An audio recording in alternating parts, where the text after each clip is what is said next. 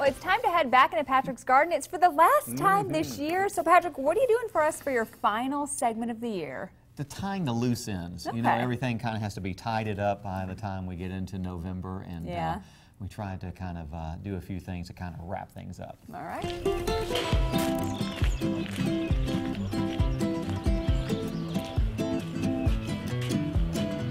Back here in Patrick's garden, and a couple of things have changed. Obviously, we've had some chilly weather. A lot of you have already had your first frost, and the leaves are either changing a little bit or falling. So we're going to be taking a look at some of our last little things we need to do before winter, and maybe some of our prep work as well. Our clover has come up. It's in pretty good shape. Now, when we get a hard freeze, it's going to die back down, but early next spring, it'll come back up, and it'll start to spread a little bit before we disc it and get ready for planting. If you planted trees over the last 6 or 8 weeks, make sure that they stay plenty hydrated, because even though the weather is cool at night, during these warm sunny days, they still need plenty of water, especially as they get reestablished into this new ground. We're getting pretty late in the season too for our roses, as now's a good time to kind of trim them up to kind of get them ready for that first freeze as well.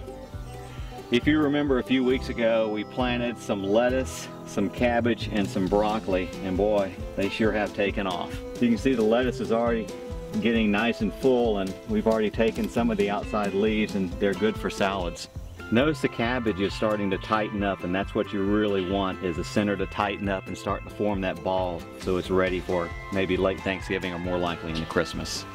Even though the frost has burned some of these beautiful tropicals, we may still have another week to 8 days to enjoy some of summer's leftover beauty.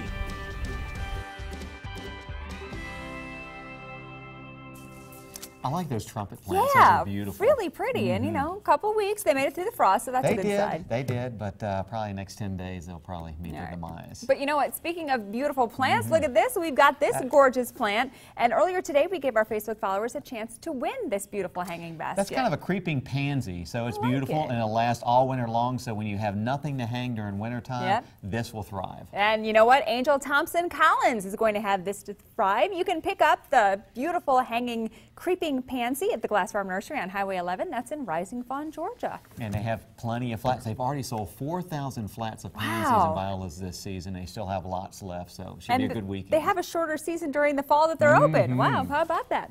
Well, stick around. We'll be right back to wrap up the show.